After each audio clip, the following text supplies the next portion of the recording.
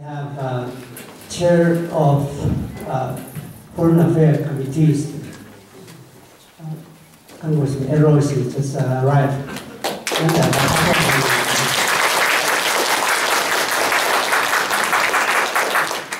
I hope Dr. Lin, you don't mind, right? Okay. First, we're going to ask Chairperson to address to us. He has quite a few, as I understand, you have quite a few good news to tell us.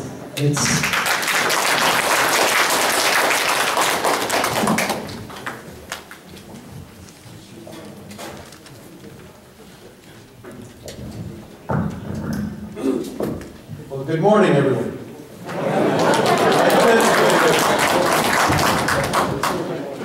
On Monday, April 7th, at 6:30, when we reconvene in the Congress, there is legislation which we will take up, the Taiwan Relations Act affirmation and military transfer bill, which will do two things. One is to reaffirm the Taiwan Relations Act and its importance in governing the relationship between Taiwan and the U.S., which, of course, since the 70s, has been the legislation which Congress passed in order to mandate this. And included in the legislation will be the transfer of 4 guided missile frigates from the U.S. to Taiwan. It is a strong message, a message which we need to send at this time.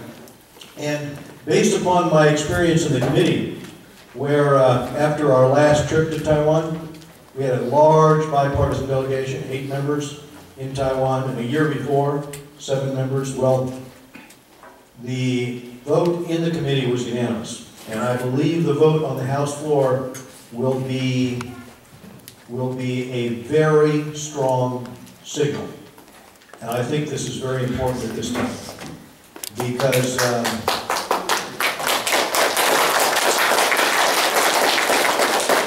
because we need to view the responsibilities in the Taiwan Relations Act through a lens in which we address a number of issues. One of them is what we do to help with the security of Taiwan. But another issue is what can we do, we in the United States who are bound by the treaty, by the agreement with Taiwan. What can we do to further deepen the economic security of Taiwan? And I want to give you some of my thoughts on that subject, because as chairman of the Foreign Affairs Committee, I do a fair amount of travel. And I see what's happening with the economic growth in Latin America and in Canada and in much of Asia. And looking in Kaohsiung at the computer factories there and at the exports, if we could find a way to export those products tariff-free, duty-free, those computers into the growing Latin America market of Mexico and Colombia and Chile and Peru, and into Canada and the United States, that would be hugely consequential in terms of the strength in exports, but also in the diversification of the economy in Taiwan. If we do the bilateral investment agreement in order to strengthen investment from the United States in Taiwan, then we are further diversifying the economy in Taiwan so that it is not dependent so much on trade with one country, but instead is focused on exports duty-free into South America, Central America, North America, as well as other countries in Asia. Now, here's what I believe.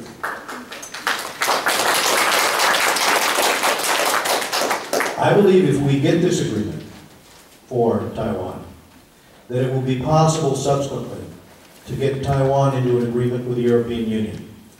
My key focus is what we can do to increase Taiwan's international space and understanding and engagement so that countries in Europe will follow the lead in the United States will invest more, and will allow exports from Taiwan into their markets duty-free. I think that this deepening of Taiwan's overseas exports into Europe and the United States is going to be strategically very important to the economic health of Taiwan in the future. And there's a couple of other observations. By keeping the focus on what we can do to increase Taiwan's diplomatic space, we have been able to pass, for example, the ICOA legislation, the International Communication or Civilian Aeronautics or Aviation Agreement, by giving Taiwan a seat at the table again for the first time since 1976. We have allowed Taiwan basically to deal in a public safety issue, but an issue that's very, very important to the expansion of the operations of flights in and out of Taiwan. Taiwan's airport is becoming one of the busiest in the world. The work that we did a few years ago on lifting the visa waiver has made it easier for business people in Taiwan to travel here to the United States in order to finalize a business agreement or in order to conduct transactions. All of this should be seen through the lens of how we diversify and strengthen the economy of Taiwan. Now let me return back to the Taiwan Relations Act and some of the other unmet needs. In the most recent trip that we took, we were also up at the airfield at Tainan. And it's very clear that we need to push right now on F-16s for Taiwan. So when we get this bill through and signed and we transfer the guided missile frigates to Taiwan, we should return to two issues. One, the need in terms of the F-16s. And two, we should return to doing what we can to make certain that the Europeans and our other allies in Latin America know that Taiwan should have a seat at the table to begin negotiating this agreement at the earliest possible time. Because Taiwan has its own interests in terms of how the agreement for TPP is negotiated. And if we lean in and we get Taiwan in at the front end instead of the back end, that can be very important as well in terms of Taiwan's needs going forward with the agreement. I don't want to take too much time out of your schedule, and I do have a meeting that I'm set to attend, but I wanted to share with you, I wanted to stop here today to say that as a longtime member of the Taiwan caucus, and as someone who believes and takes very seriously the importance of having Taiwan be the example in Asia of rule of law, democratic reform, market economy, autonomy of the individual rights, human rights. By having Taiwan speak to that issue, be an example for that issue, everything we can do here in the United States, but also with our other allies, such as in Latin America and Europe, that can help strengthen the position of Taiwan. That is what we must do. That's what I intend to do. Thank you very much for your attention.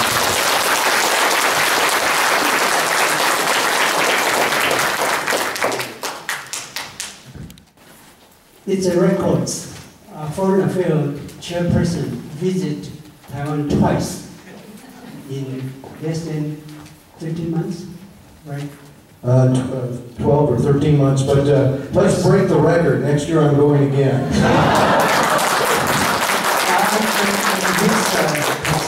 But I want to reserve the time for the audience. He's very busy, but he is kind to take one question from the floor. Correct opportunities. Oh, yeah. Tyler. Royce, really appreciate what you have done for Taiwan. I have one question. Actually, I read the EIA this morning and tried to see whether the U.S. has something for Taiwan. According to the section 2.2, 2.2.6, to mention the capacity of the United States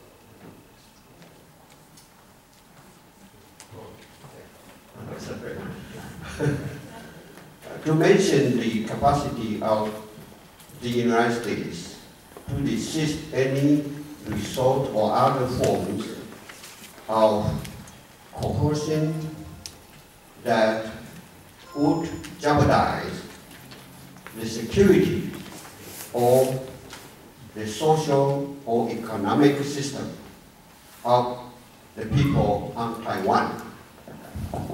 And then recently, the so-called the service and trade agreement, Taiwan with China. According to Professor from Taiwan University, she suggested the cross-trade service trade agreement open industry to China, threaten the national security, economy and freedom of speech in Taiwan. I wonder that you are up to date on this, so can you comment on this? Absolutely. The key for the United States in terms of our responsibility in the Foreign Affairs Committee is to look at what we can do ourselves, what involves the United States that we could do in order to strengthen Taiwan economically. We're well aware of the debate inside Taiwan. We're well aware of the arguments about what should happen if Taiwan becomes too reliant on trade with just one country. But there are answers to this that we can put forward that will allow Taiwan to instead diversify its economy in such a way as to have many partners. Not just the United States, not just Canada, not just Latin America, but Europe as well. If we are thinking strategically on the U.S. side, and this has to do with my role as chairman of the committee, then what proactive steps should we be taking? And the answer is, just as the hearing that I held 3 weeks ago, we should be showcasing how we can work to strengthen the economy in Taiwan.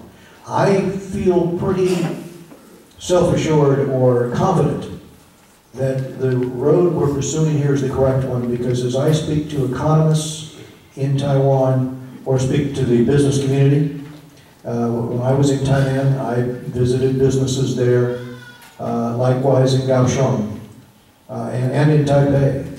And the business people that I talk to feel that the singularly most advantageous thing to economic growth in Taiwan would be able to ship their products without tariffs into our markets, but more importantly, everyone who trades on the Pacific Rim. If we position Taiwan on the Pacific Rim in the way that I'm suggesting, and with the agreements that I'm suggesting, then Taiwan will not be so dependent on trade with one country.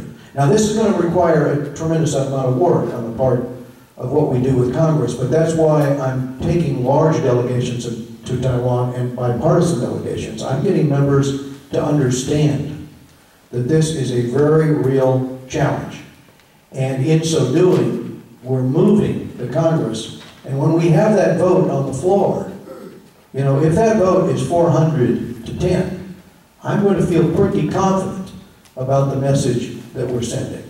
One of the reasons I want to congratulate so many Taiwanese Americans is because you have helped to keep the focus on a bipartisan basis on what the United States can do. And starting with the 79 Act, which is one of the few examples that I can think of foreign policy being in statutory law. And that's why I'm proud of this bill that's going to come up Monday. It's going to be codified, it's going to be in statutory law referring to this. But I'm going to be proud, I think, of the vote that we have on the House floor.